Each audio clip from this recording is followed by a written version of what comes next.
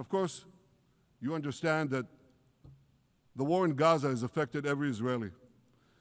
But I'm sure there are people in New York or in London or in Melbourne and elsewhere who are probably thinking, what does all of this have to do with me? And the answer is everything. Because our enemies are your enemies. So let's do something else first at the UN. Let's do a pop quiz. And raise your hand if you know the answer. Here's the first question. Who shouts, "Death to America"? Is it A, Iran, B, Hamas, C, Hezbollah, D, the Houthis, or E, all of the above? All of the above. Correct, all of the above. Second question. Who has murdered Americans and Europeans in cold blood? Is it A, Al-Qaeda, B, Hamas, C, Hezbollah, D, Iran, or E, all of the above? All of the above. Correct. Again. So here's the point I wanted to make. Our enemies hate all of us with equal venom. They want to drag the modern world back to the past, to a dark age of violence, fanaticism, and terror. I think many of you are already feeling in your own societies the radical Islamist surge.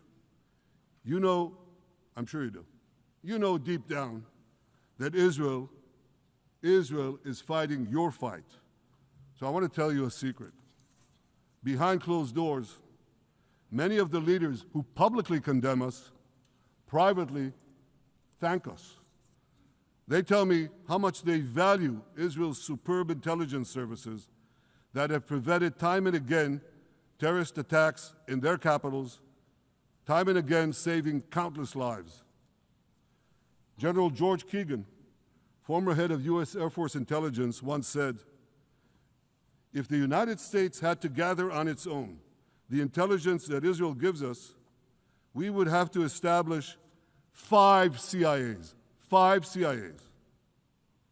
This past June, when Israel struck Iran's nuclear facilities, German Chancellor Merz admitted the truth. He said, Israel is doing the dirty work for all of us. President Trump understands better than any other leader that Israel and America face a common threat. He showed the world that when Iran and its proxies murder Americans, take Americans hostage, shout death to America, burn American flags, and try to assassinate the President of the United States, not once, but twice. He showed them there is a price to pay for all that.